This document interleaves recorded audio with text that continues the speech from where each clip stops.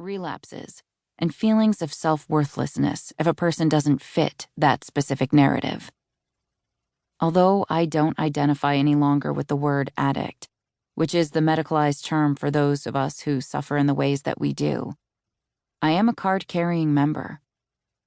The thing is, this tendency is lifelong. What we have has been historically stigmatized and remains so, and is often described as weakness, a personal failing.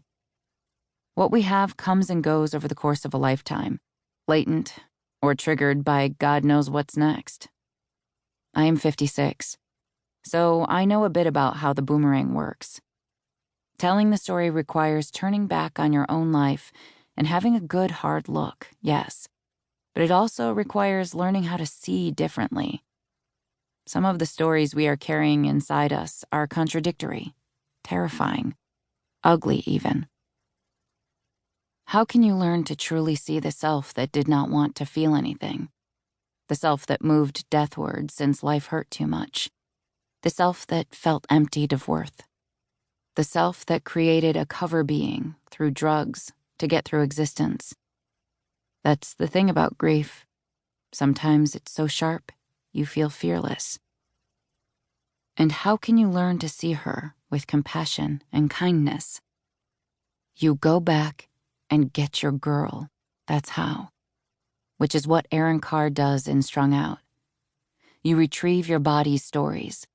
You take them back from a culture, from families, from institutions, and from individuals who tried to write stories across your body, one line at a time. And if you are lucky, then you invent how to thrive in the face of all the destruction. Erin saved her own life. She made her way back to love and art and desire and life and motherhood and writing and thriving by letting go of one story of self and then taking the big risk of opening up to the world, the big risk of reaching for connection, the big risk of choosing self-expression over self-destruction, the big risk of letting all of her stories exist. It doesn't matter how those of us who suffer achieve the ability to stay alive, to love, to thrive. There are so many ways to stay alive, and all of them are beautiful. Even those we have loved who found they could not keep going help the rest of us remember to breathe, to honor them. Erin's story is one way to learn how to look back at your own life and learn to see a self worth saving. She was beautiful even inside her pain, even inside her decade-long opioid addiction, even inside her mistakes and grief. Her beauty is her ability to share this story. You have a beautiful life in your hands. Lydia Yuknovich. Prologue. October 2015. Mom, did you ever do drugs? The words of my 12-year-old son Atticus lingered in the space between us.